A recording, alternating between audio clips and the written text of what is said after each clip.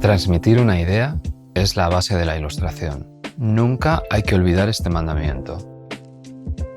Hola, me llamo Jordi Lavanda y soy ilustrador.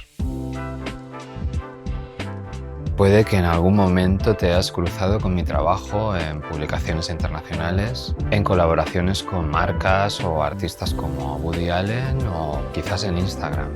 Algunos críticos dicen que mi obra ha abierto un nuevo terreno para la ilustración, que pasó de estar un poco infravalorada a ser considerada una gran herramienta de comunicación. El papel en blanco y el wash me permiten ser el director de mis propias películas, además de guionista, peluquero, estilista y director de arte. Me interesan los personajes sugerentes que pasean por escenas cosmopolitas y que son testigos de nuestra época. Siempre intento que cuenten una historia y que tengan un poquito de ironía, tanto a través del vestuario como del lenguaje corporal. Lo que me ayuda a encontrar veracidad es ponerme en su lugar. Trabajar la empatía es una manera de conectar con la audiencia y a su vez con el inconsciente colectivo. En este curso de doméstica aprenderás a dar personalidad a tus ilustraciones y a potenciar tus historias.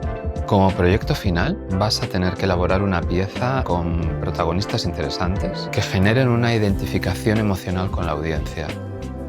Primero te hablaré de la importancia de la narrativa y ya te lo voy adelantando. Es fundamental encontrar tu propia voz. Veremos cómo lograr expresividad narrativa a través de la moda y de ejercicios prácticos para la construcción de personajes. Profundizaremos en la composición y en el uso del color.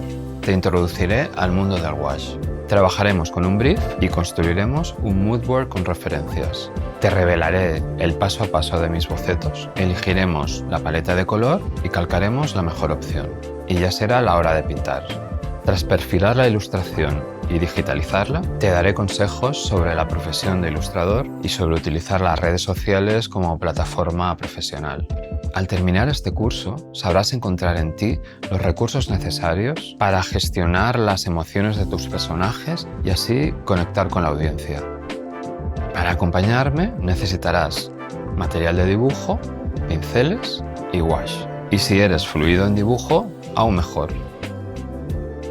Aprende a hacer ilustraciones que cuenten relatos memorables.